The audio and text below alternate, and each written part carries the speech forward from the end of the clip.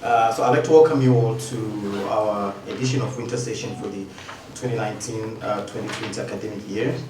Winter Session is a crucial component of the set of opportunities that the Adam Smith Fellowship offers. It is a 4-day festival of ideas consisting of lectures and conversations that are led by speakers from a variety of backgrounds who are experts and accomplished in their respective disciplines.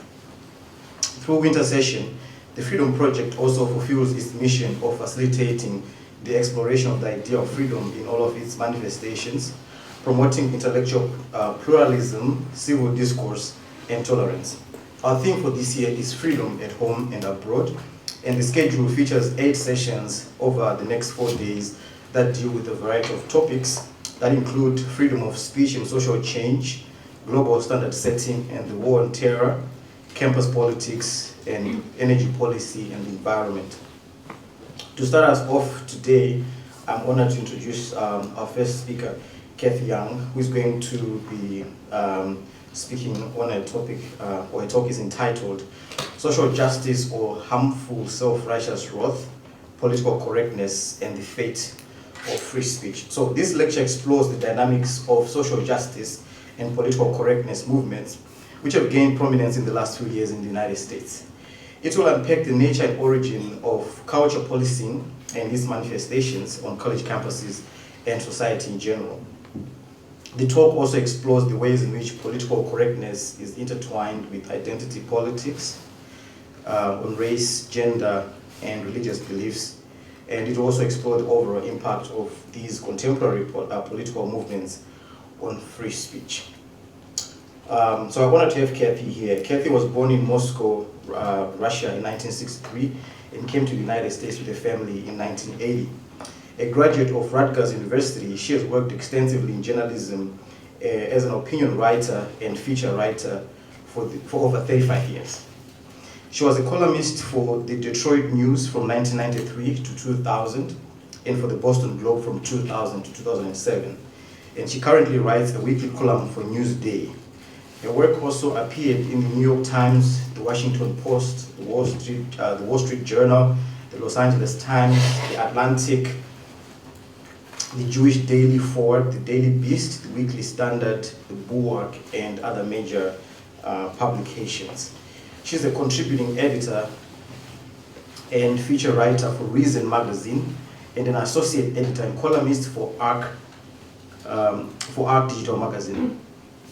Sorry, let me take that again. She's a contributing editor and feature writer for Reason magazine and an associate editor and columnist for Arc Digital magazine. Cathy is also the author of 2 books, Growing Up in Moscow, Memories of a Soviet Girlhood, which was published in 1989, and Ceasefire, Why Women and Men Should Join Forces to Achieve True Equality, and this was published in 1999. She has appeared on a wide range of radio and television programs from Fox News to NPR and has been a speaker on numerous college campuses, including Stanford University, her alma mater, Rutgers University, Sarah Lawrence College, the University of Michigan, the University of Chicago, Brandeis University, Colgate University, and Wellesley College. So help me to welcome Cathy to the talk. There was a moment when I thought I wasn't going to make it here because I came down with a pretty bad cold last week. So, if my voice is a little hoarse, or a little nasal, please understand that I'm still sort of dealing with the after effects. But, I'm glad to say that freedom of speech has prevailed and I was able to make it. And, I'm really delighted to be here to speak to you. So, I was thinking about the title of my talk, and it occurred to me that a lot of these words even have become such buzzwords, political correctness, free speech, social justice. Some people have probably become allergic to that terminology because there's just so much of it going around. And we have these often very unhelpful polemics where we have people on the left accusing people perceived as being on the right of being so-called free speech grifters. And, sometimes I think the label fits, but more often than not, the way it's used, it really just seems to mean someone who earns money discussing free speech in a way that I don't like. On the right, you have people calling themselves free speech advocate when it looks like the only speech they really seem to be concerned about keeping free is various racial and sexual slurs. And it's really like at the point where if you see the word free speech advocate in someone's Twitter bio, you're kind of expecting them to eventually, like, you know, send you a Hitler meme or, you know, something about Jews or something about, you know, some other minority group. So I think there is a lot of very, very unhelpful rhetoric, obviously. And also there's obviously the whole debate about political correctness. You have people saying that, well, it really just means treating people with respect and sensitivity. And you have other people saying, well, no, it's tyranny on a par with the Gulag. And, you know, and people discussing social justice, and one side saying, well, who doesn't want to be, you know, a social justice warrior? What's wrong with being for social justice? And then you have other people saying, no, this is sort of a new way of bullying, and now we have this new term, cancel culture, which is kind of everywhere.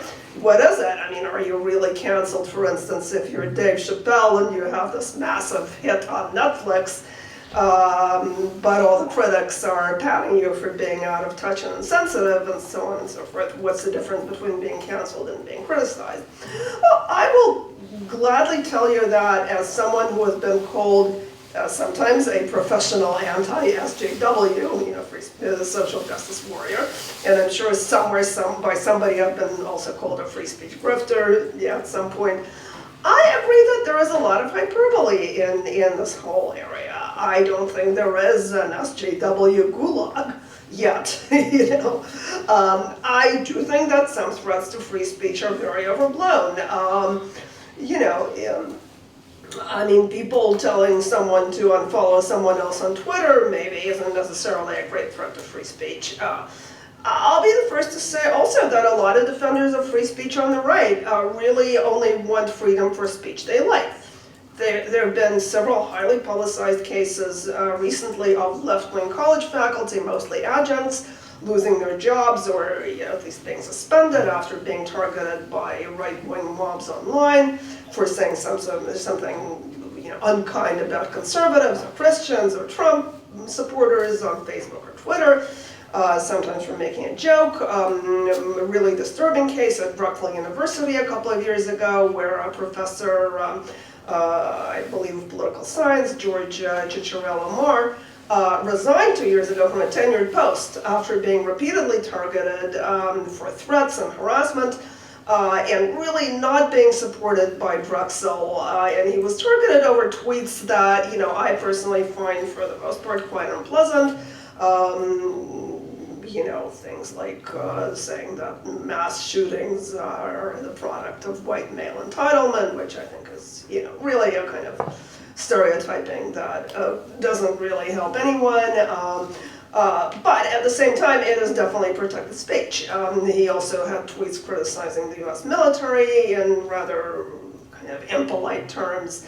You know, saying that the sight of people giving their seat on first class to a man in uniform makes them want to vomit. You know, again, I mean, is that a nice thing to say? No, but should somebody be targeted for this to the point of resigning and not really being supported by a school? No, absolutely not. So yeah, I mean, I absolutely agree that a lot of people who talk about free speech on the right are hypocrites. Candace Owens from this organization called Turning Point USA, who does a lot of talking about free speech, hers and those of, you know, other Trump supporters, has also tweeted about locking up reporters who she thinks are unfair to Donald Trump. You know, I don't really think you can come up with a better example of, like, not being pro-free speech than that. So a lot of this is really just the perennial human habit of wanting to silence speech that offends you. The late Nat Hentoff, who was a writer and a great civil rights advocate, had a book with a wonderful title, Free Speech for Me But Not for Thee, and that's sort of the way it goes. But at the same time, I do want to say that I think there is something different. There is a kind of essential difference about these kind of scattershot attacks on you know, unpleasant speech that we're seeing on the right, and the speech policing that we're seeing in certain very influential quarters of the left. Specifically from this ideology that has been called a lot of different things. It's been called, intersectional progressivism, social justice progressivism. I'll just stick with social justice progressivism for lack of a better word. It's also been called identity politics. I do think that it's a specific ideology. It's not like Marxism in that it doesn't have a communist manifesto or a Das Kapital. It doesn't have its sort of Bible. There's a lot of different books that kind of express its ideas or different aspects of it. But I do think that it adds up to a more or less cohesive, if not always coherent, creed. Its main tenet, I think, like the principal idea is that the dynamics of power and privilege based on various aspects of identity, race, gender identity, sexuality, disability status, religion, immigrant status, etc. That this is these dynamics of power and privilege are the absolute nexus of, in essence, of all social relations in modern Western societies. And I don't think, by the way, that these the people in this in this ideology are especially concerned with what goes on in the kinds of oppression that go on in other societies. And by the way, it's interesting that you may notice that I didn't include class in this, because class is a kind of tricky thing. It does get mentioned sometimes, but it sort of gets lip service. I think most of the time the people who subscribe to this ideology don't really want to talk about class, because then of course we get into all sorts of questions about, what do you do about white, working class, very socioeconomically kind of low Trump supporters who are really not very enlightened on all these other aspects of identity and, progressive values. So class is kind of the stepchild of this ideology.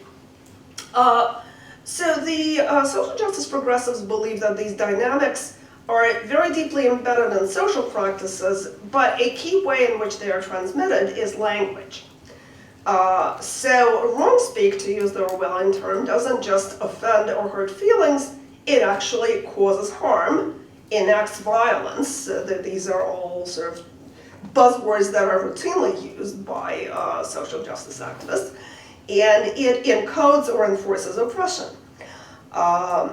So, this is for instance why we're seeing claims like, I forget which school this was, but there was a college that had a speech code where they suggested that in order to avoid perpetuating ableism, you should avoid saying things like "this is depressing," because that kind of conveys the idea that it's, that there's something wrong with being depressed, and and that therefore this really perpetuates prejudice toward people with mental illness. And I would say, by the way, that most people who have struggled with depression would tell you that yes, actually there is something very wrong with being depressed. It's not a good thing, and it's not really just because of social prejudice that being depressed is makes your life very difficult. But leaving that aside. This is the kind of really minute, linguistic issues that we're seeing brought up. So the goal of social justice movements in this ideology is a society where really all traces of inequality, oppression, privilege, or marginalization or exclusion based on any of these identity have been eradicated. And no one really ever feels in any way diminished, marginalized, or excluded on the basis of identity. So you shouldn't, for instance, even have an experience where, let's say, somebody mentions, some issue in a way that makes you feel excluded. I've actually seen people say that you shouldn't say things like, you should stand up for what you believe in because that makes you feel excluded if you're, a wheelchair user who, is not literally able to stand up, in a very literal sense. So, That's the sort of language policing that some people are advocating. And it should be noted, by the way, that this is probably, like, this goal really calls for, to use, communist language, a kind of permanent revolution.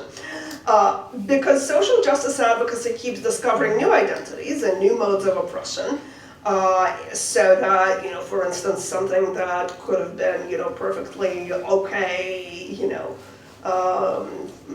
a year ago, is now considered oppressive. I mean, there's been a lot of discussion recently of things like non-binary identities, so that, for instance, transgender people who are sort of rooted in the binary sort of two-sex mode of thinking about transgender issues can now suddenly be perceived as oppressing non-binary people if they use language or convey ideas that reinforce the so-called gender binary. Asexuality is now this political identity where suddenly what used to be a sex-positive message or a pro-gay message in some cases is suddenly seen as marginalizing to asexuals. I saw this fascinating exchange on Tumblr, which is kind of the hive of really all of this. It's the social media platform that a lot of you are probably somewhat familiar with, where there was a discussion of, I don't know how many of you have seen the show Sherlock.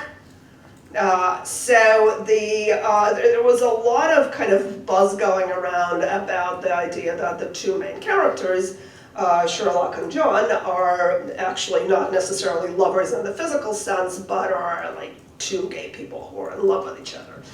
And at the same time, the show really kind of conveys in many ways the idea that, Sherlock is this kind of, very eccentric person who is really not interested in sex in any, or even really in human relationships in a conventional way.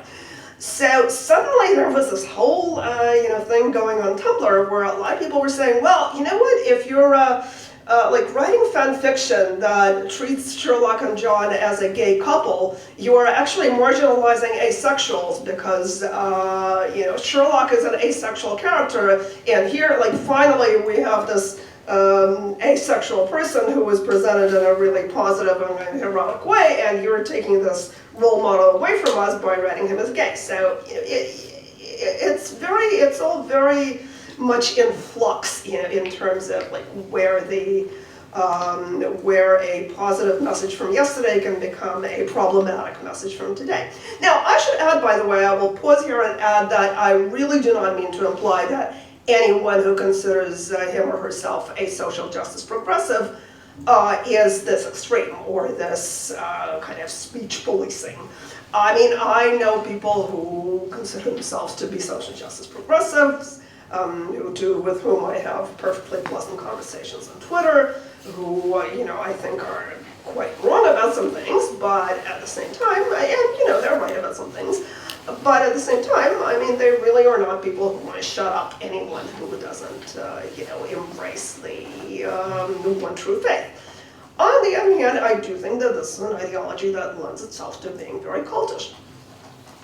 And we're seeing this bickering about transgressions that are so incredibly trivial that, most people hear about the controversy, and even if they're fairly well-versed in political issues, they don't even understand what the problem is. Like, a few years ago, there was this movie called Suffragette, and there was a promotional campaign where one of the suffragist leaders in the 19th century England, where this is said, I believe it was Emmeline Pankhurst, had this quote where she said, in terms of being portrayed as this rebellious woman, she said, better be a rebel than a slave.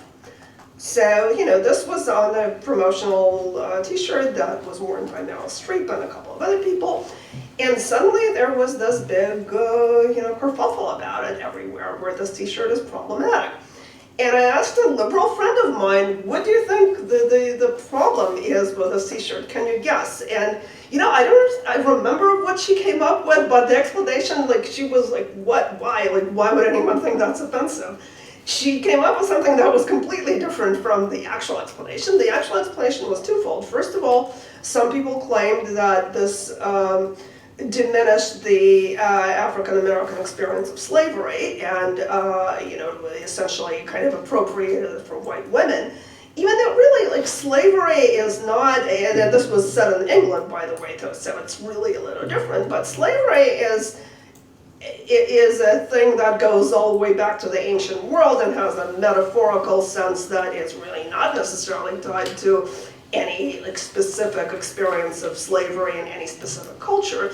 But also the other thing that was even more kind of esoteric was that somebody said, wait, like the Confederates called themselves rebels, so really you're kind of saying that it's better, like the Confederate rebels were better than, enslaved people. And come on, this is kind of ridiculous. And then you get bizarre moments where, for instance, also a couple, I think about 3 or 4 years ago, a Smith College newspaper published a report on a campus panel on free speech, ironically, where they had excerpts from the transcript and they decided to edit out all the problematic words. So that, for instance, when one of the speakers said, hey, we're just a bunch of wild and crazy people, it was replaced with, in the transcript, we're just a bunch of wild and, parentheses, ableist slur, people. There are a lot of examples of how this trope of language causing oppression is very openly expressed. There was, 2 years ago, Christina Hoff Sommers, who's probably been a part of this program as well, at some point, was speaking at Lewis and Clark College and the College Law School in Oregon. And there was a pretty serious attempt to, essentially deplatform her, where people repeatedly disrupted the speech, played loud music. I think she was forced to cut her speech short by about half, and just had to speak in this really kind of unpleasant atmosphere. Now you can would discuss whether or not that amounts to speech suppression, but I mean, my own view is that if you're standing you in the back of the room with placards protesting, fine. If you're trying to shout over someone, I think that's really where you cross the line from, expressing countering speech with speech to actually trying to shut it up. So the thing that was really most fascinating to me in this entire incident, which got a lot of publicity, is that this group of people who were, by the way, law students, who were essentially progressive law students, who issued a statement explaining why they believed that Sommers should be disinvited. This was prior to the disruption. And this is what they said, quote, "We now understand how language works and how it can be used to reproduce the system of oppression we know we must resist at all costs. Free speech is certainly an important tenet to a free, healthy society, but that freedom stops when it has a negative and violent impact on other individuals." Now, I just want to deconstruct this a little bit because, first of all, I'm just fascinated by this, we now understand, we have had this great moment of enlightenment that has, been bestowed upon us, and we see clearly, things that all these benighted previous generations couldn't see, and they actually thought free speech was free speech, And the other thing, it's just this whole statement, every single word is a gem, because then, reproduce the systems of oppression we know we must resist at all costs. That's a little scary to me, what exactly, can we break down exactly, what those costs are? Does that include, killing people if they, really, really resist, being educated out of systems of oppression? I don't know. I mean, all costs is really kind of a very, very categorical and absolutist statement. So free speech is certainly an important tenet to a free, healthy society. So far, so good. But that freedom stops when it has a negative and violent impact on other individuals. And of course, violent doesn't necessarily mean violent in any sense in which that word is usually used. It doesn't even mean that you shouldn't be able to use free speech to call for violence against certain groups of people. And by the way, of course, in certain situations, the First Amendment does, exclude protections for speech that calls for imminent violence, of course. And, and you could even say that if it's, protected by the First Amendment, but it does kind of overtly call for non-imminent violence, you could still argue that, institutions should be able to exclude that to promote a respectful environment. That's a complicated argument. And I think you can certainly argue that speech calling for violence should be considered socially beyond the pale. But, again, here we're talking about negative and violent impact. Violent is really anything that the activists deem to be an assault on, the humanity of marginalized people, which is very, very broadly defined. And, I'm also reminded here of this whole idea that, free speech is great, but, it only insofar as it doesn't have these negative effects. It's a little like the Soviet Constitution, which actually did affirm guaranteed freedom of speech, an actual quote, but then added this clause in accordance with the interest of the people. So, that's a pretty good way to silence any speech that you dislike. Now, the thing that is also interesting, like Summers is sort of an anti-SJW, so to speak. Like she's someone who considers herself a Democrat, but also is definitely considered conservative by a lot of people she works with. And I can sort of see the argument for why you would say, well, she's not really a liberal. She works with a conservative organization, the American Enterprise Institute. And certainly, like, as a public voice, she's known mostly as a critic of progressives. But what's really interesting is that a lot of this, attack on speech targets people who have, unmistakably progressive credentials. One thing that was really interesting not long ago, I believe this was in, this was 3 years ago, roughly. The feminist philosophy journal Hypatia published an article by a woman named Rebecca Tuvell, who was an assistant professor of philosophy at Rhodes College, called In Defense of Transracialism. And this was in the wake of this celebrated case in which it turned out that a former NAACP chapter head named Rachel Dolezal, who sort of presented herself as African American, did not actually have any African American ancestry at all, but claimed that she had always identified with African Americans and really considered this to be her sort of adoptive identity. And she was just, mercilessly trashed and, called a fraud and so on and so forth. And and at the time there were some people, and they were kind of mostly in the anti-PC camp, who basically said, well, hey, why is it okay for, Caitlyn Jenner to, go from being a man to being a woman, and yet it's fine for, and yet it's not fine for a white woman to kind of re-style herself as African American or to adopt an African American identity. And Rebecca Tuvell sort of took those arguments seriously, not to come out in opposition to transgender people, but to say, well, why shouldn't we, just as an intellectual exercise, why shouldn't it be okay for someone who profoundly identifies with a different racial group to adopt that identity and, to live as a person from that racial group? And she basically analyzed this whole issue and, made all sorts of analogies and explored them and talked about things like conversion to Judaism. And there was this massive, massive backlash, which resulted in Hypatia basically apologizing for publishing this paper and saying that they really should have taken better, should have had a better screening process to make sure that this didn't happen and that they would do so moving forward and so on and so forth. And one thing that was especially, again, sort of interesting in all of this was that, again, Rebecca Tavell was accused not simply of, being wrong or of saying something insensitive,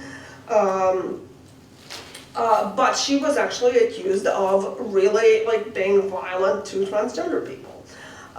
There was a very popular, widely shared Facebook post by Nora Bernstein, an assistant professor of philosophy at the University of Tennessee, who said that the Rebecca Tavell essay was full of, quote, discursive trans-misogynistic violence.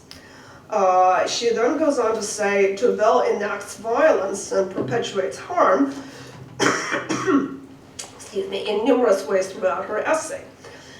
She dead names a trans woman. Dead naming, as you probably know, is using somebody's pre-transition name. Now, what this was in reference to, by the way, is the essay mentioning Caitlyn Jenner and saying, formerly Bruce Jenner. There is one person somewhere on the planet who doesn't know that, Caitlyn Jenner used to be Bruce Jenner. I mean, Caitlyn Jenner has repeatedly said, by the way, that she has no problem with anyone referring to her pre-transition name. The other violent practices that supposedly Rebecca Tavell had used, according to Bernstein, was that she talks about biological sex, which apparently is now also forbidden, and uses phrases like male genitalia. She also focuses too much on surgery, apparently. She refers to a male to female transgender individual who could return to male privilege, promoting the harmful trans-misogynistic ideology that trans women have at some point had male privilege. And by the way, this is the other thing that that kind of interests me about all this, is that a lot of these issues are actually subjects of debate, among transgender writers and, among transgender commentators. I was really just the other day reading an essay by a transgender person who was saying, of course, trans women who grew up as male have had male privilege. And I mean, you could get into the question, I would, of how much male privilege there is in American society in the 21st century. I mean, I personally think that it's very, very dramatically exaggerated, and I think there's a lot of advantages and disadvantages really on both sides, but that's kind of a complicated issue that I don't want to get into right now. But I mean, if you believe that male privilege exists and is very pervasive, I don't really see why it should be this forbidden idea that trans women who spent a significant part of their lives living as men at that point benefited from male privilege. So it's also this policing of ideas that really silences debate. And again, the journal apologized, said that the paper should not have been published. Now, is this the gulag? Well, no, but at the same time, I think that it is absolutely undeniable that this creates a very, very intimidating atmosphere for young scholars in particular. So again, as I said, one thing that is really remarkable when you compare right-wing attacks on free speech with the so-called cancel culture of the left, is that you have, on the right, you mainly have sort of right-wing mobs that sometimes weaponize free speech to go after ideological enemies. It's a bad thing, and it certainly sometimes has a very negative impact on careers. But, that's very clear-cut. On the other hand, again, I would say most of the people targeted by left-wing, cancel culture or PC are themselves either progressive or liberals who are sympathetic to most progressive goals. Like, for instance, J.K. Rowling, who the other day kind of got trashed over, raising some questions related to, transgender debates. the question of whether certain spaces should be reserved for, certain female-only spaces should be reserved for sort of natal biological women.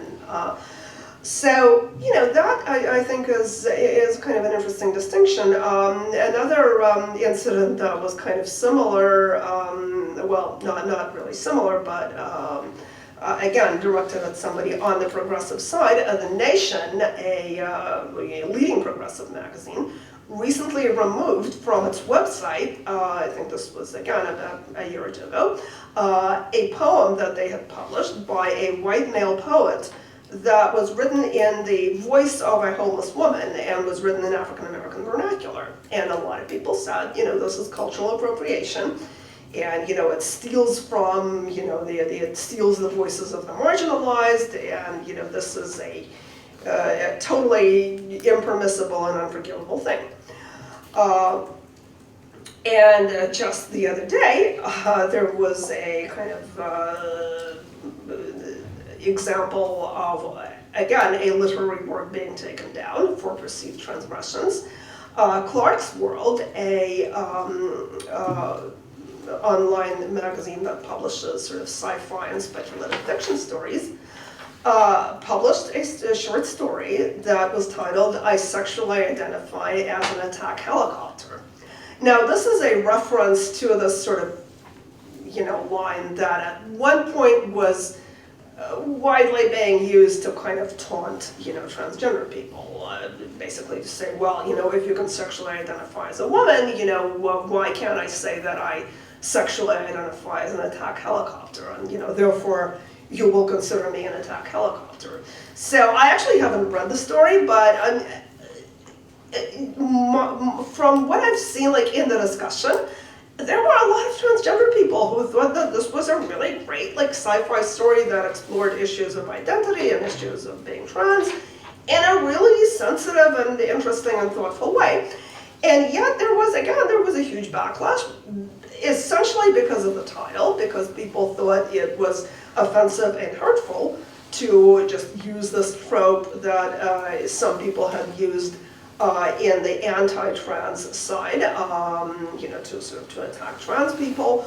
And the story was taken down, and the author apparently was fine with taking the story down. She got very, very seriously mobbed, and she was extremely repentant and really just felt that, she was at fault here. And, this is again, I think it's really difficult to see this as anything other than speech policing. I mean, as a government censorship, no, it's not. Obviously, it's not a First Amendment issue. I think, that's pretty clear. But at the same time, this is an ideology that creates an anti-free speech, anti-free exchange of ideas climate, precisely in those areas of society that are entrusted with promoting free speech and free exchange of ideas. Academy, culture, the media. And I think that is really what should be so worrying to all of us. In the process, I think this suppresses debate on important issues. I mentioned before, there is a lot of debate that is happening, or trying to happen, within the feminist community right now, for instance, on certain issues related to the to transgender identities. For instance, there are people claiming that there's currently a kind of pressure in certain parts of the LGBT community for young lesbians who are sort of, who at one point would have been called butch, who are sort of, of masculine expression, that there's a huge pressure on them to identify as male or non-binary and to transition. And the trans identity is sort of the new in thing, and there are a lot of lesbian activists who are claiming that this is really just this terrible thing that is happening, where there is a kind of erasure going on, erasure of lesbians that is happening. There have been debates about, for instance, the identities of historical figures who were maybe lesbians in the 19th century, who had a very masculine persona and who sometimes lived now, or even in some cases women who basically passed as men who took on a male identity. Sometimes, not even for sexual reasons, but for the sake of, pursuing a profession that they couldn't otherwise pursue. And in many cases, these women are now being, kind of posthumously recast as trans with male pronouns and, with an identification as trans men. And then you have a lot of lesbians who are really kind of livid about this and saying, like, these are our cultural figures and role models who are really being kind of stolen from us. Now, who's right? I don't know, but I mean, it just seems to me that this is a debate that should be allowed to happen. Are there people on the kind of radical feminist side of this who can be really kind of nasty and hateful sometimes? Yeah, sure, they can. I totally agree with that. But at the same time, there are people who are, wanting to discuss issues that are important to them, issues that they believe are important in the feminist community, and that are really being kind of shut out. There was just the other day, the New York Public Library canceled a panel that ironically was called An Evening with Canceled Women. I mean, the irony really just kind of overflows. Where several women who kind of consider themselves to be canceled, who have been either kicked off Twitter or barred from various venues because of their perceived kind of heretical ideas on trans issues. Megan Murphy is one. She's a Canadian feminist who has been kind of called transphobic. And this debate got canceled by the New York Public Library because a lot of people found it objectionable. So, it apparently later took place at a different venue that was, undisclosed prior to the event itself, where you had to sign up for the event and, kind of show your credentials that, you weren't a plant or something to be given the venue. So I think that's, when we have people being that kind of having to be that cagey about, un-PC ideas. I think this is worrying. Now, in terms of, how much time do we have left, by the way? 5 more minutes, okay, yeah. Okay, I will try and wrap this up as quickly as possible. A number of people have said, I among them, that this this version of social justice progressivism is totalitarian, and I think that's again, that's a very big word, and I think you certainly run the risk of kind of catastrophizing and invoking gulags and so on. But at the same time, I think it's possible to speak of a sort of soft totalitarianism. One of the hallmarks of totalitarianism is that a totalitarian society is one in which everything is politicized, everything is subordinated to ideology, at least, ostensibly. People have always found sort of pockets of non-political existence even within those societies. But at least according to the ideology, your whole life is really supposed to be incorporated into this ideological structure. And the central idea of social justice progressivism, which some activists really quite openly articulate, is that you need to be anti-racist, anti-oppression pretty much every minute of your life. You need to constantly battle your, deeply embedded, racist, sexist, homophobic, transphobic thoughts. You need to be constantly vigilant about new forms of oppression. And if you're not actively anti-racist and anti-oppression, you are actively perpetuating racism and oppression. This idea, by the way, is articulated by a very popular author right now named Ikram Kendi. And, he is, in some ways, certainly a very provocative, interesting author. I've heard him speak. But at the same time, I mean, I really do think that what Candy is proposing, and again, I do want to say, I don't want to just, come here to bash Candy. I think I like some of the things he says. I mean, he's actually said that, like attacking white people and on the basis of their race is also racist. Like, he's not somebody who's sort of necessarily in with like this totally kind of stereotypical like SJW mode. But I mean, this idea of having to be like actively anti-oppression every single moment of your life to me is really kind of horrifying. And if you look at some of the things that Candy has actually proposed, I think they are pretty scary. This is something that Candy wrote last year for Politico when he was invited to be like part of a forum on how to fix various political issues. And he basically said, to fix the original sin of racism, America should pass an anti-racist amendment to the US Constitution that enshrines, I'm reading from this piece now, two guiding anti-racist principles. Racial inequity is the evidence of racist policy, and the different racial groups are equals. And basically under this amendment, basically racist ideas by public officials would become unconstitutional. And and he says racist ideas should be clearly defined, but at the same time, I kind of get the feeling that they would get to be defined by, racial issues experts like Candy himself.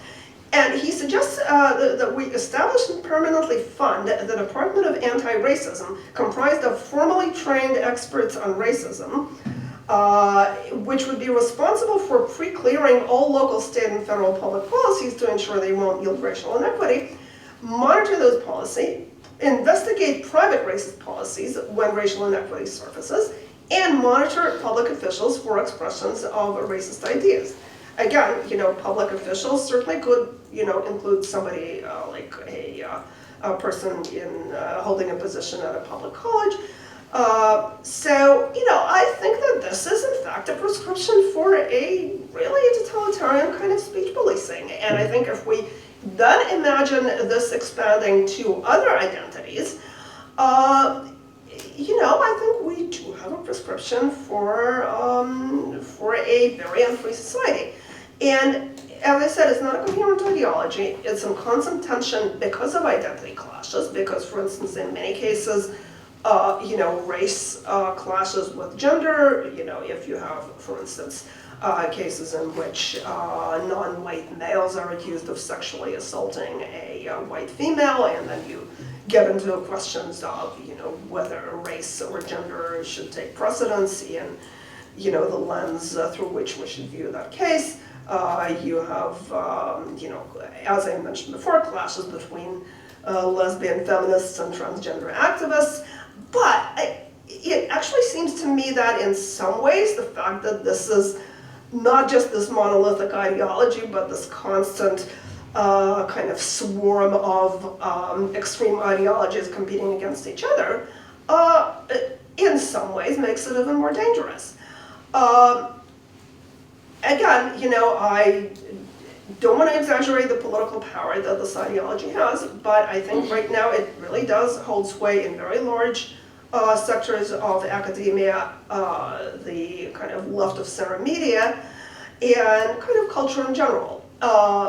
I think, right now we obviously still have the freedom to debate this, and it should be, I think, part of the, genuinely progressive agenda, because I think a lot of these issues, issues of, racial and gender inequity, issues of transgender rights, are issues that need to be discussed, but I think they need to be discussed freely and without people being, policed for either departure from the party line or for some really minor linguistic transgressions.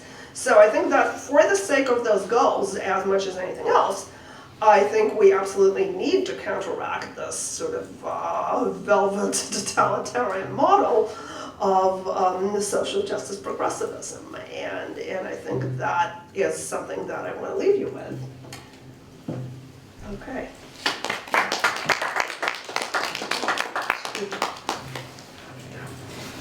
Thanks so much, Cathy, for that illuminating lecture. So I'll immediately transition to the Q&A section.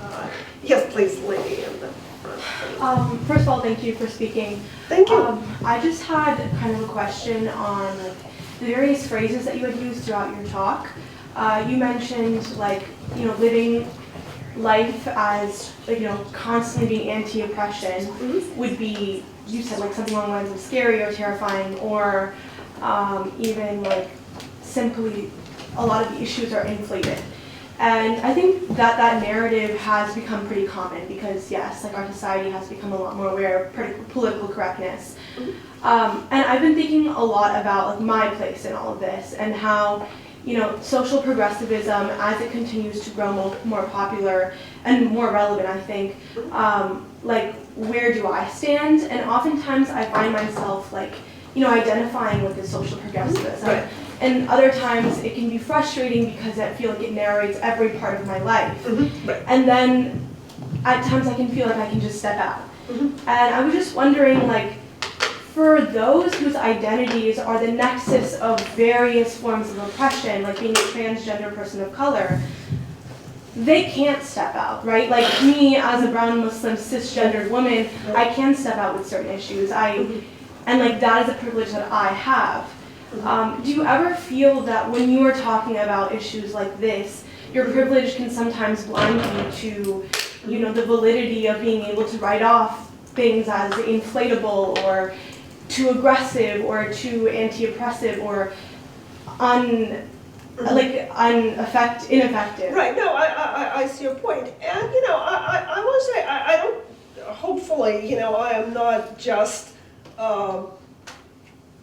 you know, doing this on issues that don't affect me personally. I mean, I'm Jewish and I'm following the current debate that is, you know, the things that are have been happening recently with anti-Semitism, you know, with a lot of concern. And I mean, I think, you know, I mean, I'm not like very actively involved in the Jewish community, but at the same time, you know, I mean, I have received threats on Twitter from, you know, people on the far right due to being Jewish.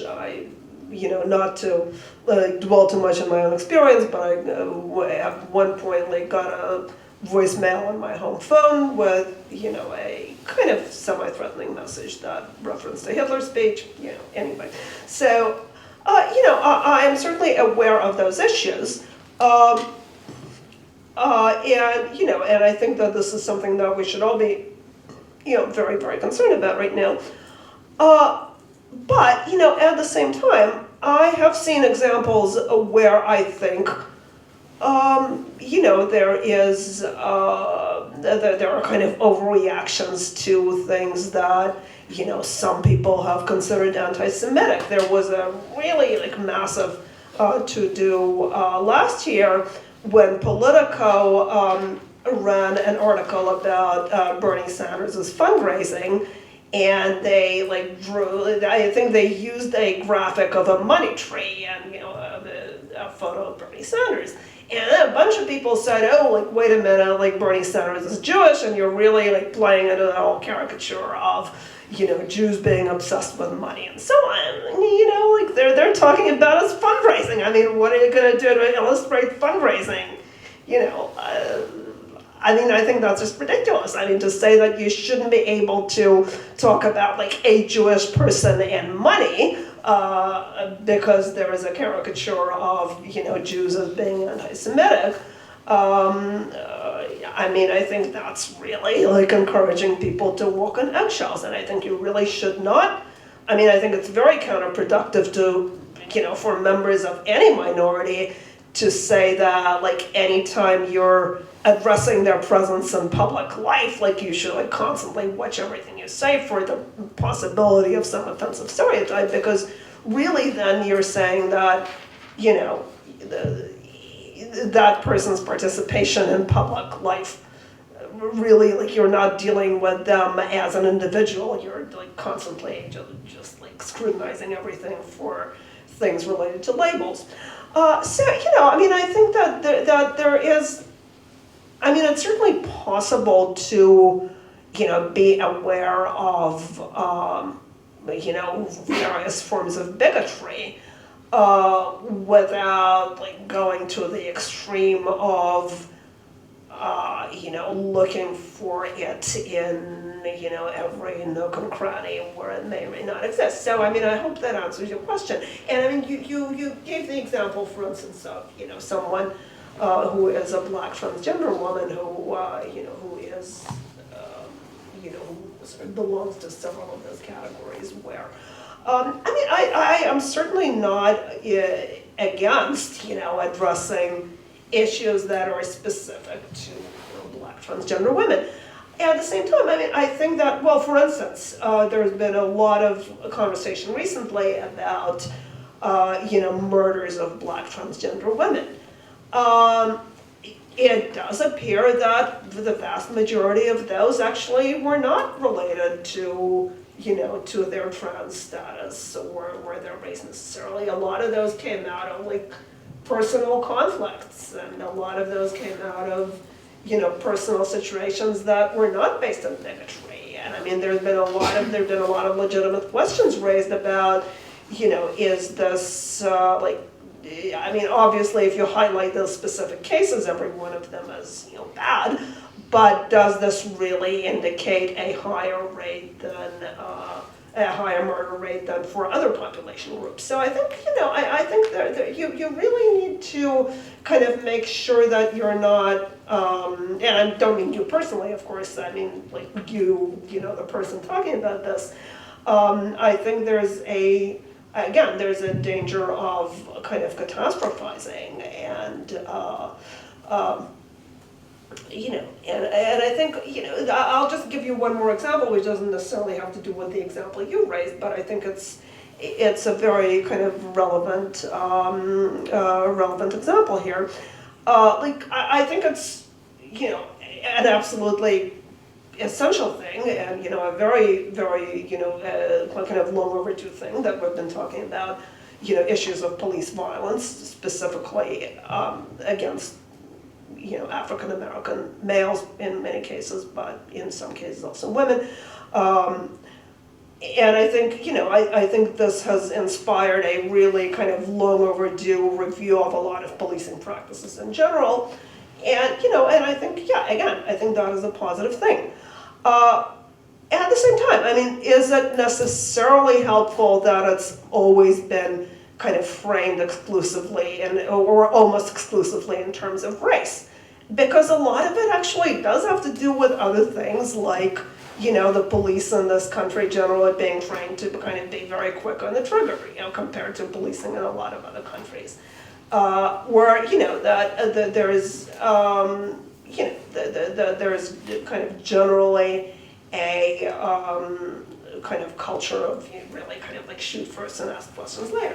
And a lot of the time, I can give you a lot of cases of white people being, especially working class white males, being shot for no good reason. And I think in some cases we can, I think we can see that the seeing everything through a racial lens can sort of, it can engender passions that I think help focus on the issue, but it can also kind of hold back discussion sometimes. So, go ahead. Just a follow-up question. Yeah. Although I do think that race plays a huge role in police brutality, in fact, I do think that the statistics of black men being killed is significantly higher, and although there might be other factors, I think police brutality against the black community is very, very salient in our community, as well as murders against trans people of color. I was just wondering, as you narrated your opinions on antisemitism, right? That's a part of your identity that you can comment on. I can comment on things regarding Pakistani people or, Islamic themes, right?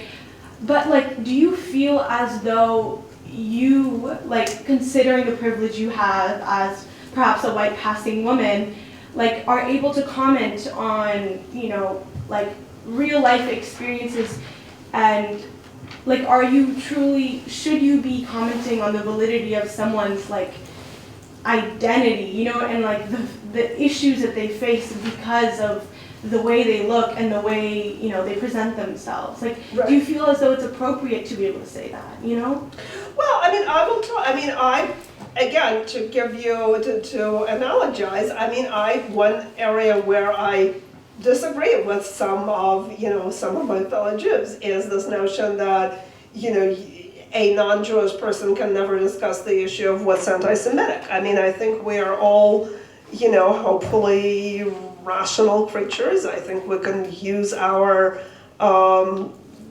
capacity for both empathy and reasoning to try to understand the experiences of other people. I mean, I think that the reason people use language is so that they can, it's not just so that, every one of us can, deliver a monologue about, where we, what we feel and, where we stand from our particular niche.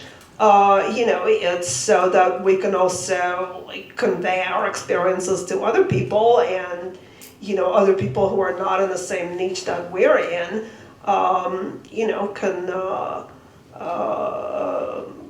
can hopefully understand those experiences. And, there's no unanimity in any community on, what those experiences are.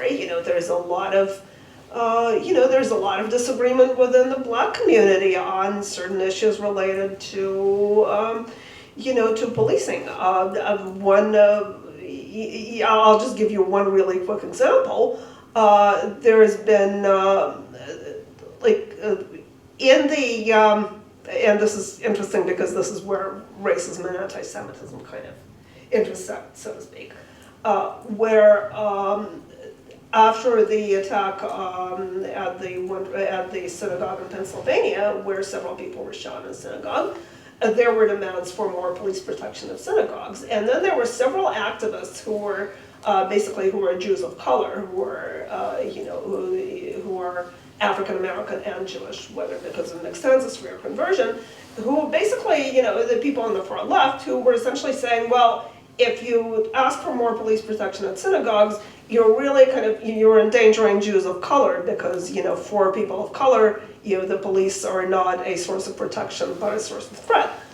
Now, that is one perspective. On the other hand, it turns out that if you look at polls of, actual people in the African American community who live, especially those who live in high crime neighborhoods, most of them will actually tell you that they want more police, not less police in their neighborhoods. They also want police that, doesn't harass people and doesn't, push you around for no reason. But they definitely will not tell you that, they regard, police presence itself as a bad thing. So I think in a way, this sort of this assertion that there is a, and I'll sort of interrupt myself and say that it's interesting that if you look at various lists of microaggressions, one one example that I've seen given of a microaggression is this assumption that there is a Black perspective, right? There's there's a Muslim perspective or a transgender perspective that encompasses is the one true opinion of that community on an issue, and yet in a lot of these cases this progressive and progressively approved opinion becomes the Black trans Muslim whatever opinion. There is actually a whole multiplicity of opinions on within these communities on a lot of those issues. So what I'm saying on all of these issues really is agreed with by a number of people in those communities. So I'm really not stating an opinion that no one in those communities, agrees with. I think a fair number of people would actually agree. So no, I really am of the opinion that anybody should be able to comment on any issues they want. I think that. Obviously that's, as I said, I'm certainly not for the normalization of, bigoted speech. I think it's a good thing that we, denormalize bigoted speech. I think that bigoted speech is a category that really should be we should be very careful about expanding it to the point where it starts to silence legitimate ideas. But yeah, I mean, I am a believer in rational discourse. I believe that, people should be able to communicate with each other across identity lines. And I think the lady behind you also had a question. Hi. Yeah, I was wondering, I think it's easy when presented in a speech or a paper about all of these incidents, it's easy to see it as a huge problem. How often do you think this actually happens? How pervasive do you think? That's, I really wish I had this this survey at my fingertips, but there was, I don't have the exact numbers, but I do recall that there was just recently a survey of the campus climate in which a fairly substantial percentage of students, I think close to maybe 40%, said that at various times they felt silenced or they felt nervous about expressing their opinions. I think it's just again from what I'm seeing, and I do follow these issues pretty closely. I think it's it's a very pervasive concern in progressive communities. Ironically, I remember that about 4 years ago, before this issue was really as visible as it is now, there was a piece that appeared in The Nation, again, a progressive magazine, by Michelle Goldberg called Feminism's Toxic Twitter Wars, in which she basically said that many feminists were so intimidated by the identity issues on Twitter that they really were kind of pulling back from the whole thing. And, really feeling and she certainly made it feel like, and again, this is a progressive, journalist speaking, that they were feeling that this was a very salient issue that was, making it very difficult for them to kind of participate in the field. So, I think it's difficult to, again, exactly put one's finger on the pulse. I think this is somewhat catastrophized and exaggerated. I remember that a lot of people on the right, I think, certainly have an exaggerated idea of political correctness and censorship on the left. I used to write a regular column for the Boston Globe. I still write for them occasionally. And I remember that invariably, when I wrote something that was considered politically incorrect, I would get a letter from somebody on the right saying, oh, my God, I can't believe the Boston Globe even published that. And I'm yeah, I'm a regular columnist, So, they're really not this completely liberal progressive monolith that you think they are.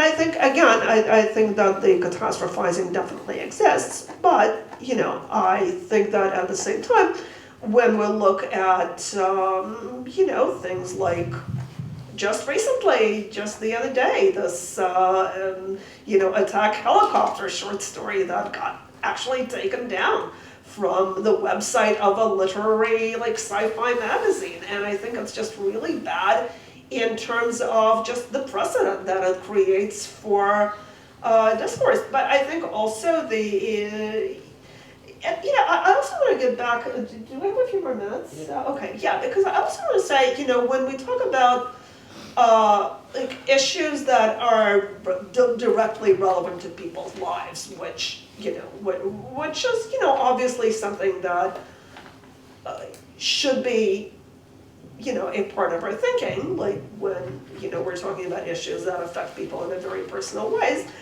And I think on some of these issues, I think there is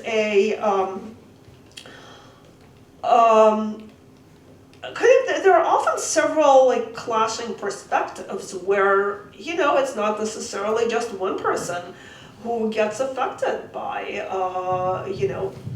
by these issues in a personal way. I think issues related to the Me Too movement are a really good kind of example of this, where we have, we have the perspective of, accused people and accusers. We have, and in some cases, by the way, we do have, minority, we have African American and Latino, writers like Judah Diaz, for instance, who have been targets of these accusations and who have been very prominent voices in the progressive community. And I mean, I think the Judah Diaz incident was really interesting because, he was essentially cleared after an investigation. And it turned out that, like, some of the accusations that were made against him, like of berating a female writer during one of his events who, questioned him, and she basically claimed that he, unleashed this like torrent of rage at her and, put her down in a really sexist way. And it turned out that there was an audio where, that's really just not the way it happened, where, he was perfectly polite. I mean, he disagreed with the criticism, but he was really not at all, derogatory or sexist or whatever. And essentially it kind of boiled down to her saying, well, it felt that way to me. And, despite the fact that he has been exonerated, there are still, just the other day I was reading that there are colleges that are taking his works off their curriculum for, courses that focus specifically on Latino writers. And, and I think those are, so I think a lot of the time when we talk about, issues that affect people in a personal way, there's more than one person affected. I mean, if we talk about, coming back to transgender issues, for instance, there is a very fraught kind of debate happening about transgender children. And, in some cases, parents who believe that, their children, especially teenage girls in many cases, who very suddenly who very suddenly declare that they're coming out as trans or non-binary and start,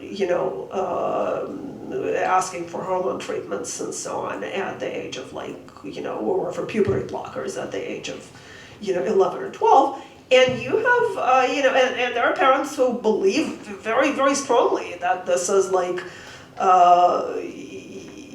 kind of a social,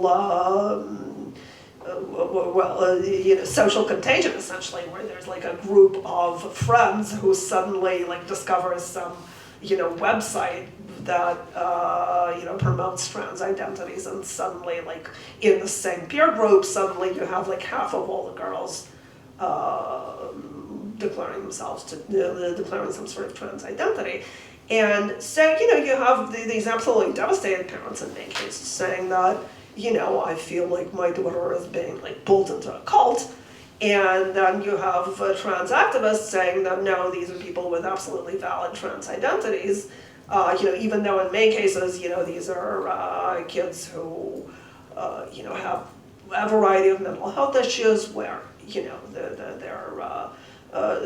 where you really, really have to be very careful and sort of assessing what's going on with them. So I think that, again, in many cases, I would really caution against saying, oh, well, we really need to take people's personal experiences seriously and then looking at only one side of a personal experience. Because in many cases, there is really more than one personal experience going on here. And I think we're in danger of saying, well, this is where we should be looking at the personal experience of, whoever has the more marginalized identity. And then we start getting into, what some people have called oppression Olympics, where we start asking, well, what if it's a Me Too case involving, a white woman and a man of color, should race take precedence over gender? And then, it just seems to me that we're kind of in danger of getting into a kind of, this war of identities that I think takes us back to, a more kind of socially stratified culture, not less, which we should all be striving for. And, I am really not believe me, I'm not a follower of Ayn Rand, but I think Ayn Rand had this great line, where she said, you should remember that the smallest minority smallest minority in the world is an individual. And I think, this is where, eventually when we kind of break down all of these different identities, I mean, maybe eventually, like, what's at the bottom of it all is that we really should try and look at every person as an individual and look at, the specific place that they're coming from, some of which maybe, as some of these various identities, some of which may come from individual circumstances. And, the same identity doesn't affect everyone the same way. I mean, there are, again, a lot of it depends on specifics of social class, of, subgroup, and again, some of it really just does depend on your personal circumstances, which are unique and kind of, really just what makes you, who you are. So. Oh, do we? Yeah, I think we have some more. It's going to have about. Okay. All right. Well, 15 let's minutes. see. Okay. Oh, great. Okay. So the. Susanna was next. Oh, okay. Oh, you're next. Okay. Wonderful. Yeah, I wasn't really keeping track of whose hand went up first. I was, thank you so much for your presentation. Sure. Thank you.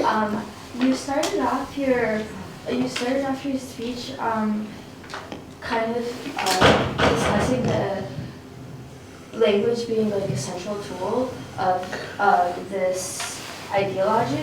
So I was wondering how America-centric versus like Anglophone would you consider identity politics to be, and how do you consider it collaborating with or being impacted versus being impacted by like 21st century ideologies that have a foundation in another language, as well as like how much of identity politics is exported because English is like the lingua franca of the world, and like how would you identify like the language aspect? Yeah, that's a really, really good question. I think, a lot of, it seems to me like a lot of these ideological wars are primarily in the Anglophone world. I mean, England certainly is, very much in the, in the middle of very similar culture wars. Australia, so this is definitely very much happening there. The import to other languages is kind of interesting. I was just reading, I think last night, there was a piece in The Economist about how they're dealing with kind of the issue of gendering language in German, and it's completely insane because, German is a language that really doesn't lend itself to gender neutrality, because it's a little bit like, I'm originally from Russia, like in German, and in Russian also, every single noun has a gender, and it's often it's often completely meaningless, a table is female in German and male in Russian. I mean, why it should be either male or female, I have no idea, but it is. There are some words that have a neutral gender, and now they're apparently trying to, in German, to make some of the language more gender neutral, and then, you have people essentially saying that, it's just completely insane to tell people to kind of reorder the language that they've been speaking their entire lives. So I think it's definitely, very, very challenging. I don't really know, I don't think this is happening so much in France from what I could see. I don't think it's really quite as much of a kind of thing there. But, the other, and this is not really quite what you were asking, and I mean, I hope I was able to answer that, but, but it also strikes me, the extent to which the social justice progressivism really is kind of fundamentally well, in many ways it's completely America-centric, here in America, but also kind of Western-centric in its concerns, and in a kind of ironic way, it really marginalizes, so to speak, what happens in, many countries of the less developed world, where, concerns about oppression, concerns about freedom, concerns about rights are really much, much, much more, much less subtle and much more about, hey, we're trying to, put an end to laws under which gay people can be hanged for being gay. It's not about, what language you use for, this or that identity. And I think there is a kind of ironic bit of cultural imperialism about that. I mean, I remember that there was a really interesting clash here in Boston a few years ago when the Museum of Fine Arts had an exhibit of a Monet painting of Madame Monet in a kimono, and they decided to also make this an exhibit about kimonos. And as part of this exhibit, they had like one day in which people could try on a kimono. And then there was a huge outcry from, from student activists who thought this was culturally imperialistic and like cultural appropriation, Orientalism, et cetera, et cetera. And they started boycotting, and then they started protesting and like standing very close to museum visitors with signs, accusing them of being imperialistic and oppressive and kind of getting in their face. And eventually the museum kind of canceled this this kimono, trying on event. And the thing that was really the funniest part to me was that like actual Japanese Americans, as well as like Japanese people living in the United States, like people who worked at the consulate, were just completely baffled by this. They were like, I don't get what the problem is. I mean, like, I think this is an expression of like respect and interest in our cultures. Like, what the hell is wrong with you people? And, so I think that it was this really interesting moment of activists, some of whom were Asian American, but none of whom were actually Japanese Americans, seeking to speak, on behalf of a group that was actually not that they were not a part of. So I think, and another, I think this, you've probably heard of some of these debates, there have been, secular Muslims and, atheists who consider themselves ex-Muslim, who have been, speaking out on gender issues and, issues of gay identity in Islam, some of whom have clashed with Muslim activists. There was a really kind of bizarre incident in England a couple of years ago at Goldsmith College in London, where I suppose she identifies as ex-Muslim atheist feminist named Maryam Namazi, who was invited to speak. And the Student Muslim Society felt that basically like her presentation, which was critical of, many aspects of Islamic, traditional Islamic views of gender and sexuality, that it would create an unsafe space for Muslim students and, basically promote some form of, anti-Muslim bigotry. And the Feminist Society of Goldsmith and the Gay Student Union actually decided to come out against holding the event, and which was this really kind of bizarre incident. So this is again kind of an example of how these rights and perspectives really can come into very serious conflict, especially if we're looking at the world beyond the United States, where in many places we really do have Islamist regimes that are extremely oppressive to women and gays. And again, I certainly don't agree with those who say, well, this is like all Islam is basically like this. I think that's really an extreme overgeneralization. But you have a real tension between people often from those countries who are saying we should be able to openly discuss those issues, and we should be able to openly discuss the impact of conservative forms of Islam on women and gays and atheists, and people in the social justice community who are saying, well, if you're doing that, you're promoting Islamophobia. So I think cultural imperialism, I think, is an interesting issue here in more ways than linguistic. And I think you had your hand up? Yeah. Yeah, go ahead. Sorry. Yeah, no, I was just going to say, I remember that you also had your hand up, but yeah, I think you can go first. Yeah. First of all, thank you for your presentation. Secondly, do you notice a generational divide between what you may interpret as anti-oppressive over-exaggeration, but what younger generations see as inclusivity and reconsidering societal norms, i.e. making spaces feel safer for people who live different narratives?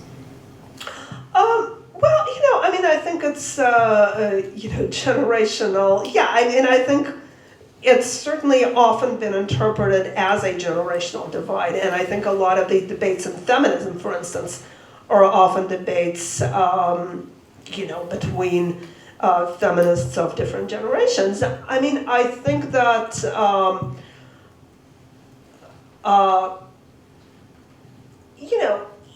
even if it is, and I would argue that, again, certainly there is no such thing as complete generational solidarity. There are people in in each generation who, may not fit with kind of the prevailing mode of that generation. Even if it is a generational divide, that doesn't necessarily mean that the younger generation is right about everything. They may be right about some of their goals. They may not necessarily be right about the way that they go about these goals. I think that, one of the things that may be kind of relevant here is that perhaps the younger generation, which has grown up, after the Cold War, doesn't really have the historical and cultural awareness that some older people may have of the danger of kind of trying to build ideological utopia, and of what can happen when you decide that you just kind of plow ahead in the determination to create a better world. Last time humanity did that, they ended up with hundreds of millions of dead people.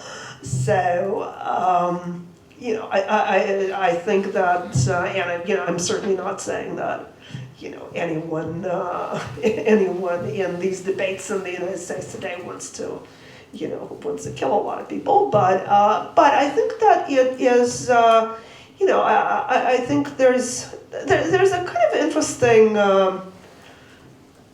aspect to this, by the way, which really only just occurred to me, that one of the kind of one of the forms of oppression in the sort of the intersectional paradigm is ageism. So really, to say that, the ideas of maybe older generation feminists or older generation liberals or whatever are kind of invalidated by the fact that they're from an older generation and don't really appreciate the new generation's concerns about inclusivity and safe spaces and so on.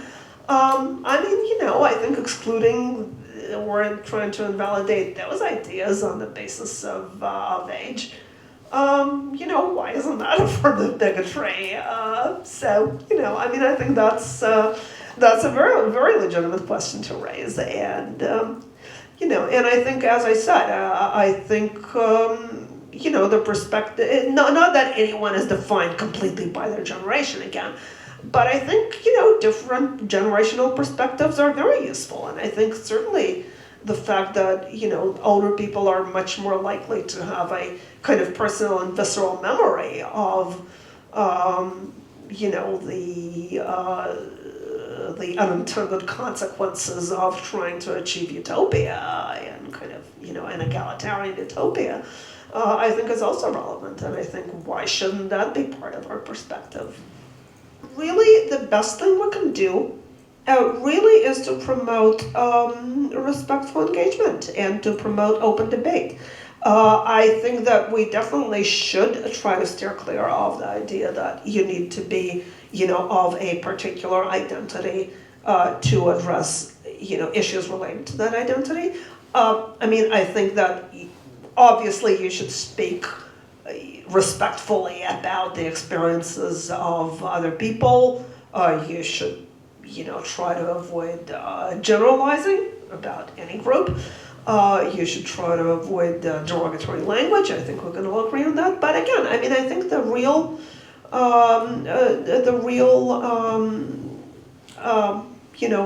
counter effect, I guess, or counter strategy, is to promote, first of all, respectful engagement, intellectual engagement based on ideas. I think we should absolutely ask people for evidence for their claims, because I think another really kind of pernicious aspect of a lot of these conversations, the way they happen, is that, again, like identity and kind of very broad and generalized claims of like lived experience can become a substitute for, producing actual evidence. And I know that, no one ever really wants to question another person's, personal claim of suffering.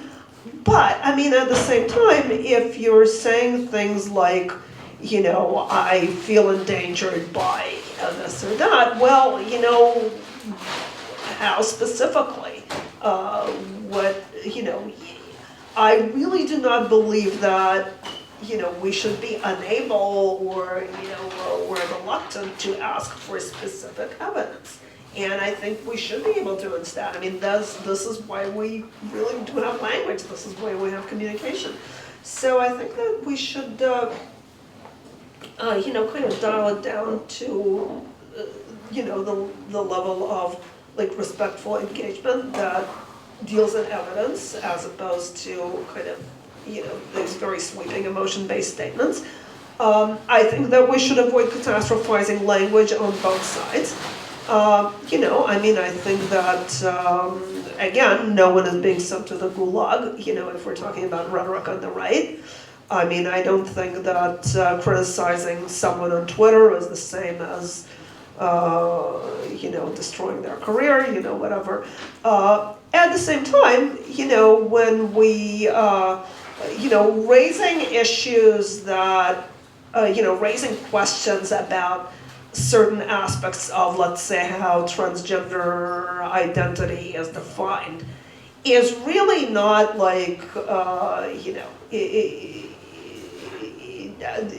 not like forcing someone to defend their existence. That's, I think that's really extreme language that is being used all the time.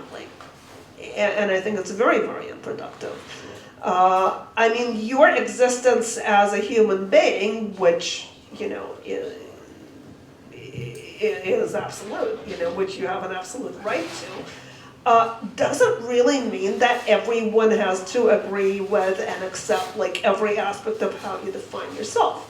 So, certainly no one has the right to persecute you for the way you define your identity. It also doesn't necessarily mean that they have to agree with or approve of every aspect of it. So I think that's really where we need to go. And I think this is where, again, there's some very, very counterproductive language on the right.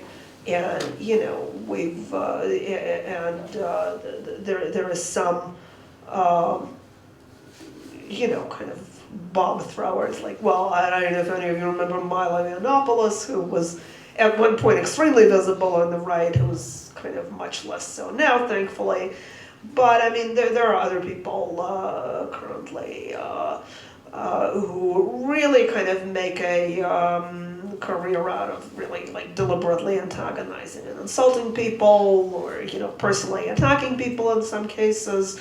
I know that Milo Yiannopoulos at one point, like in one of his last campus public appearances, like specifically targeted a trans person in the audience and started talking about how, this person didn't really pass for a female, I mean, that's, when you have that kind of thing, that is not only insulting and, degrading to an individual, but also obviously deliberately provocative and just kind of, stimulates the worst in the people on your side and antagonizes, rightly everyone on the other side.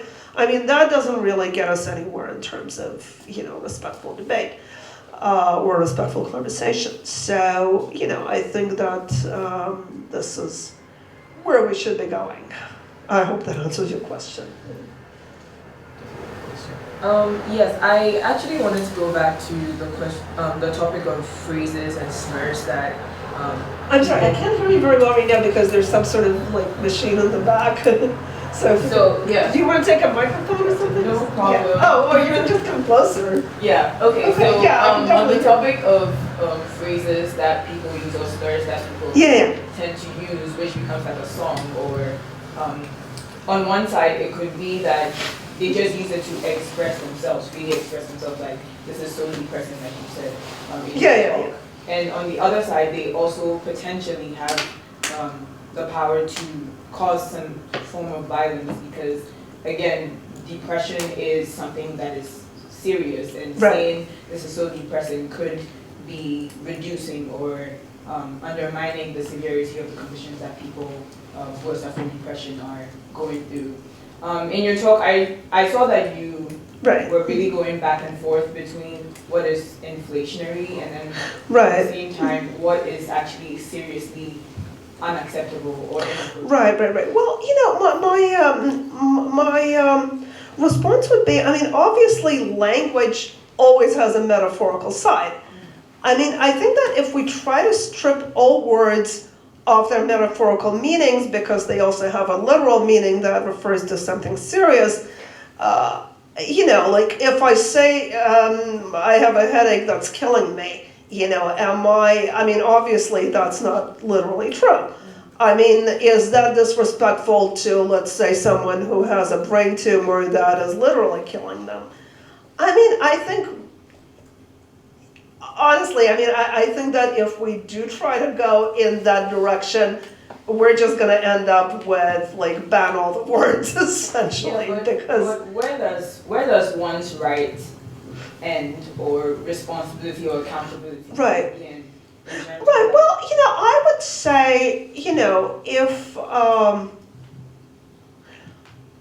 it's a really good question. And I would say that we could really just, most of the time, I think 99% of the time, I think we can just use common sense as a guide. But also, how many people have actually, how many people with depression have actually said that, it makes them feel diminished when someone says, oh, this is so depressing?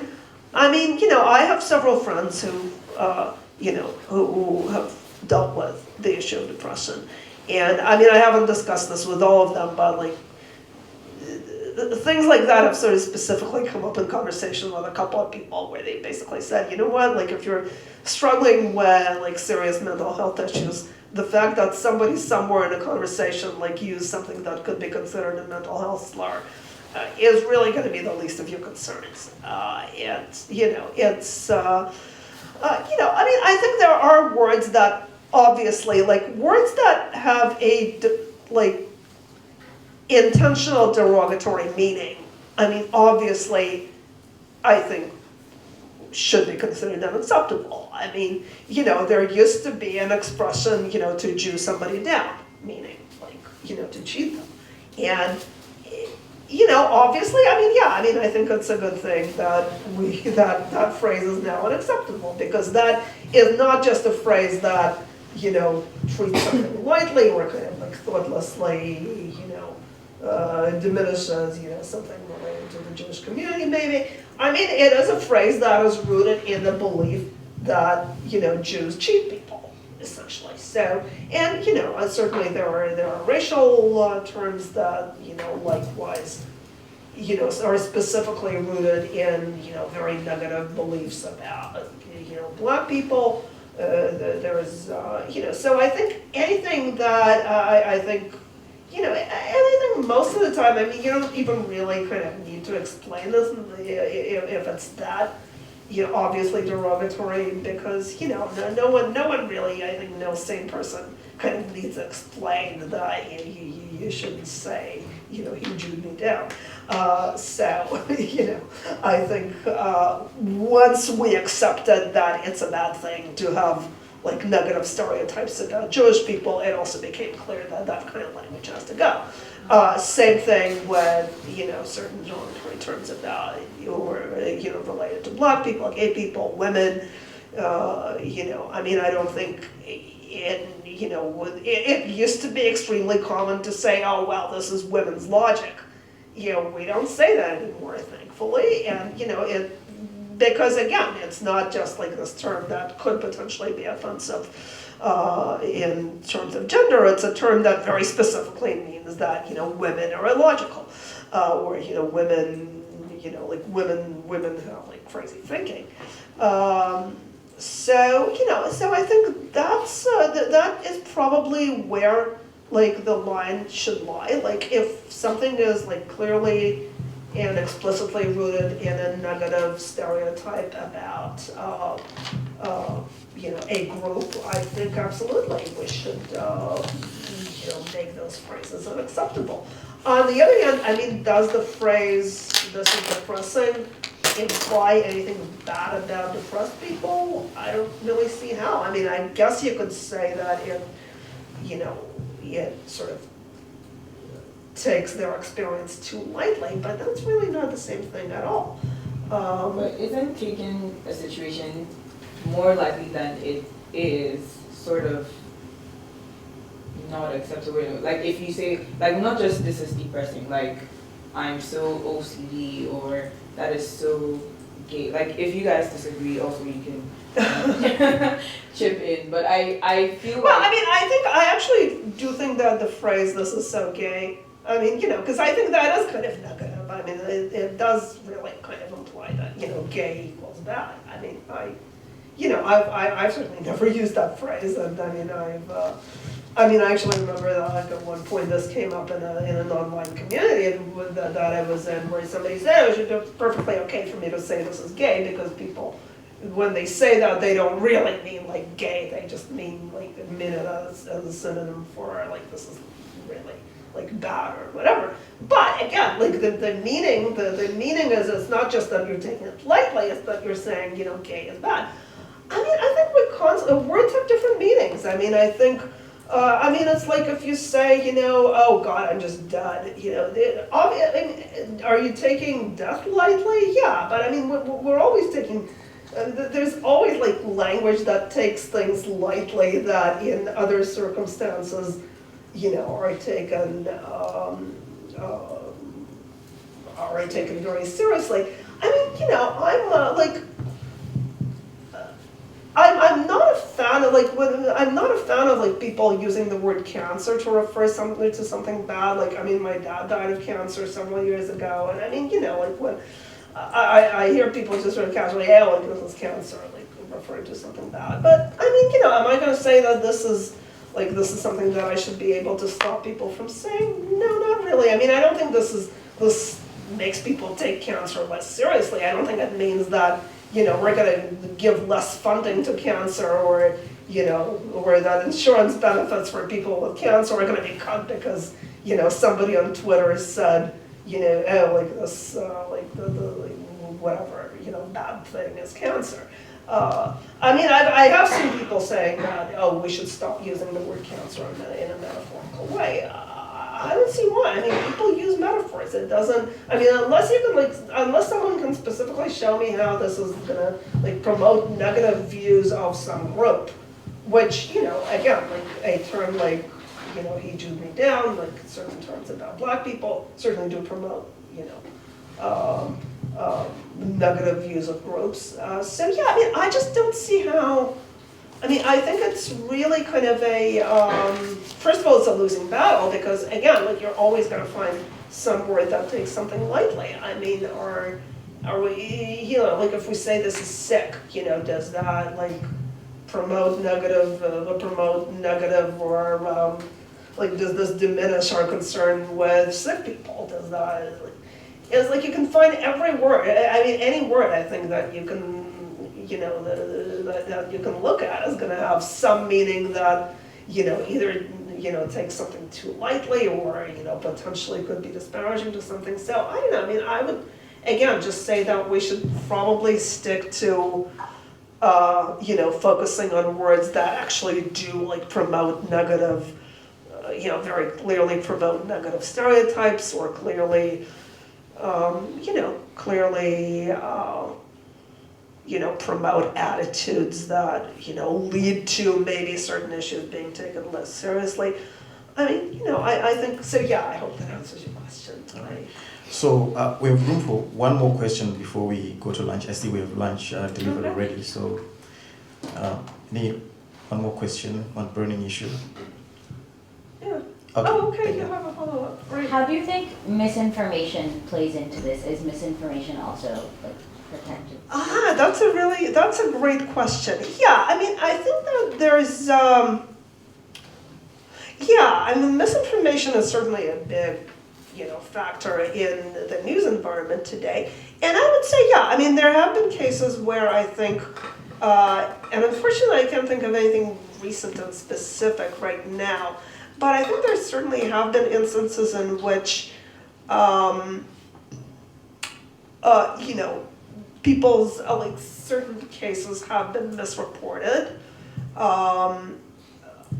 And this has happened in really different directions. I think there have been cases in which, like, I unfortunately can't think of the specific cases right now, but I think there have been cases where it was, like, wrongly claimed that somebody was fired for a, you know, for a politically correct reason. So I think there's certainly that sort of misinformation on the right. There have definitely been cases, I'll give you one example from the right where I think, yeah, I just remembered where I think there was definitely, like, actual misinformation, where there were claims that a Canadian professor named Rick Maida was fired from his job basically because he raised certain, you know, un-PC issues in his class and, you know, some things that were considered problematic. And there were a bunch of people who cited this as like, like here's this actual example of a professor in Canada losing his job over PC issues. Well, it turns out that that was like really the tip of the iceberg, and that he was fired because he specifically like attacked individual students. Like he put things on his website where he actually had like audio of students in his class. Like in one case, I think he like went after this woman who would talk to his class about an experience that he considered to be she considered to be sexual assault, and that he believed like wasn't a sexual assault. Like I think it had to do with like intoxicated sex, where there was, you know, potentially some gray area. But even so, I mean, like he was going after a specific individual. So he basically, you know, took an individual who was identifiable by name and put this on his website, and I think refused to remove it, despite like an order from the college. And so, yeah, so he wasn't fired for, you know, for questioning politically correct, you know, ideology. He was fired for targeting specific students, you know, in very, very kind of unsavory and, you know, in genuinely like individually hurtful ways, and violating their privacy and so on and so forth. So yeah, and I mean, this was like, this all came out when the college finally like came out with a report on his case. And before that, like a bunch of different people, you know, used that case as an example of political correctness. On the other hand, you know, I will also say that, you know, there have been examples of like really sloppy reporting that, you know, that created like sloppy reporting that kind of perpetuated views of certain situations that were depicted as racist, for instance, when they weren't necessarily.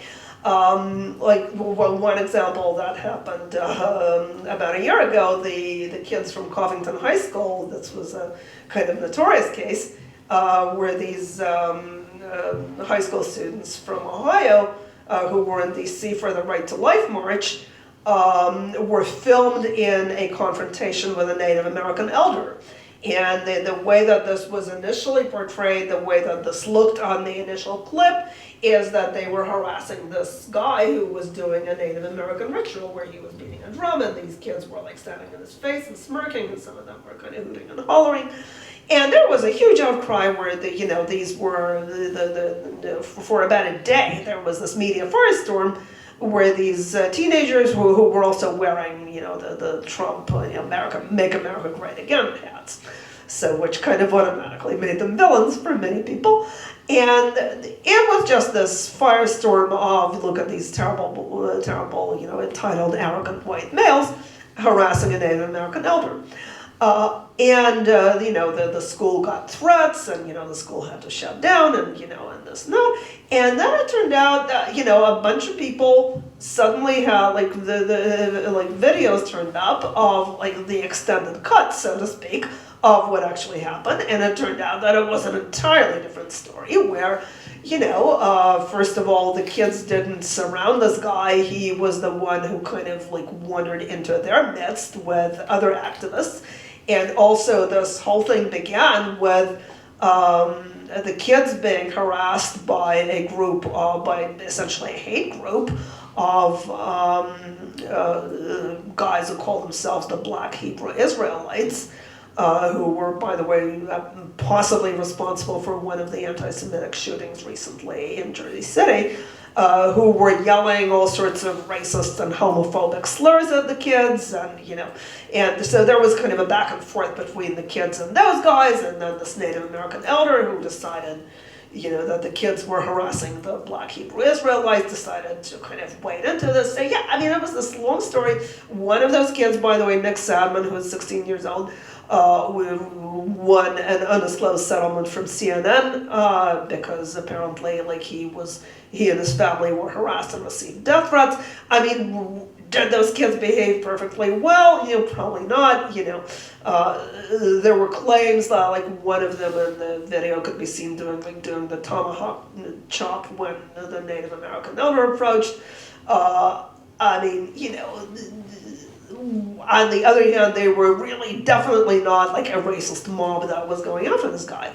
And there have been several other stories of these racial outrage videos that have turned out to be much more complicated than they initially appeared to be.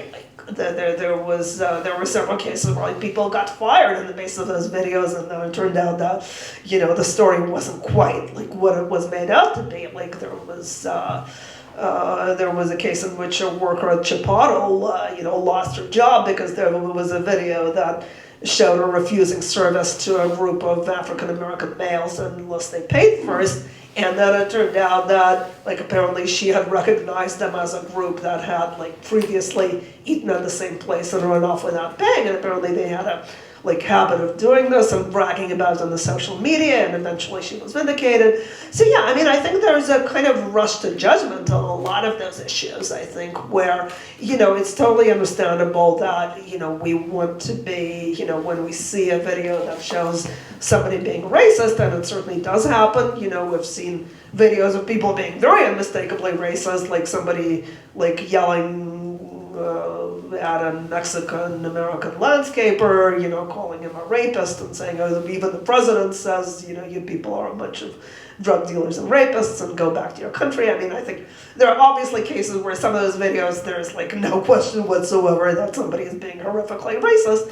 But, in many cases, I think there is a rush to judgment, and I think, certainly, again, there is a lot of bad reporting. There's fake news, across the board.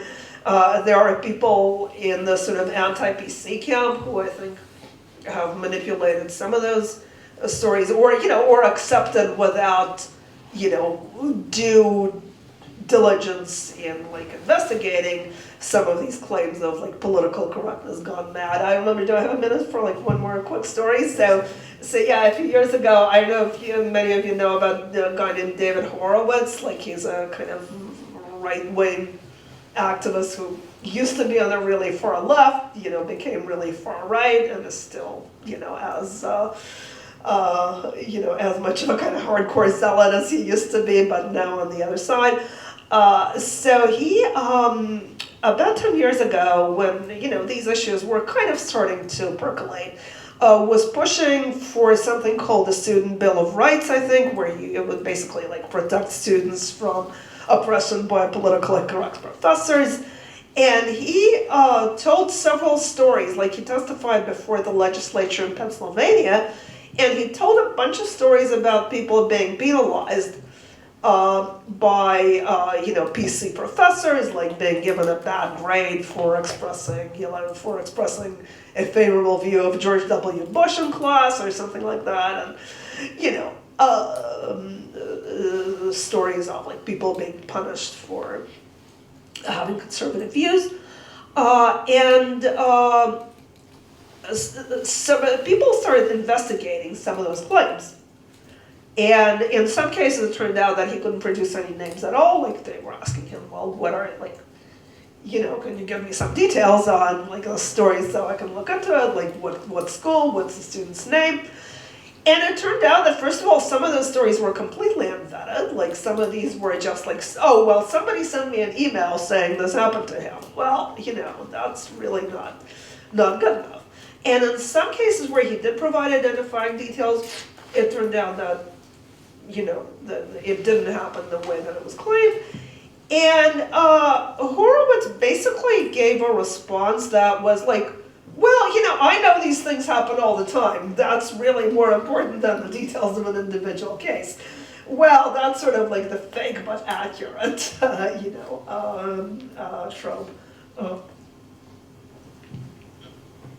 And, the same thing has happened again, on the other side, where people have said, well, even if this particular, like, there have been, like, hate crime hoaxes, and then people will say, well, in this particular case, it may not have been a hate crime, but, but we know things like that happen all the time, so, and, and I think that's, you really do need to stick to the facts, it's very important, and I think, once you take the attitude that the facts of a specific case you're looking at are irrelevant, I think that really should tell you you're on the wrong track, whichever political side you're on.